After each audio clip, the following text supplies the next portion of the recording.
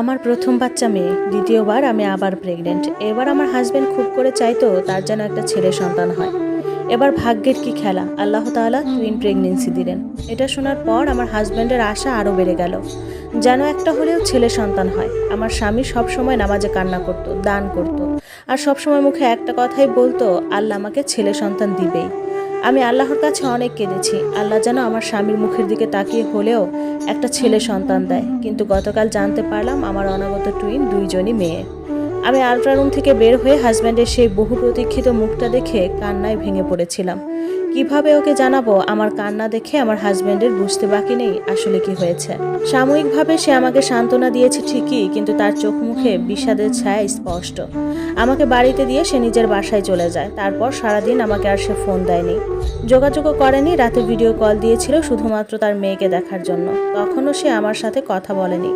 আজ সকালে সে আমাদের বাসায় এসেছে। বাসায় এসে তার মেয়ের সাথে অনেক খেলাধুলা করলো, মেয়েকে খাওয়ালো, কিন্তু আমার সাথে সে তখনও কথা বলল না। সে আমার পাশাপাশি বসে থাকার সত্ত্বেও সে আমাকে একটা বারের জন্য বলল না আমি কেমন আছি। আমি মানসিকভাবে অনেক ভেঙে পড়েছি। মাত্র 23 সপ্তাহ, এখনই যদি এত অবহেলার শিকার হই, তাও ছেলে সন্তানের জন্য, তাহলে বাকি সময় আমি কিভাবে কাটাবো এই মানুষটার সাথে। আমি ছেলে মেয়ে কোনো সময় ভেদাভেদের চোখে দেখিনি। আমার হাজব্যান্ডের ধারণা, যার শুধু মেয়ে সন্তান তাকে কেউ দাম দেয় না, সমাজের চোখে নিচু হয়ে থাকে, তাকে কেউ ভ্যালু দেয় না। আর এটা সে তার বড় চাচার পরিস্থিতি দেখে বিবেচনা করে। আমার চাচা শ্বশুরের জায়গা সম্পত্তি কোনো কিছুর অভাব নাই, কিন্তু তার মেয়ে 4টি। তাই তারা এত সম্পত্তি থাকা সত্ত্বেও তাকে কেউ দাম দিত না তার মেয়ে সন্তানের জন্য।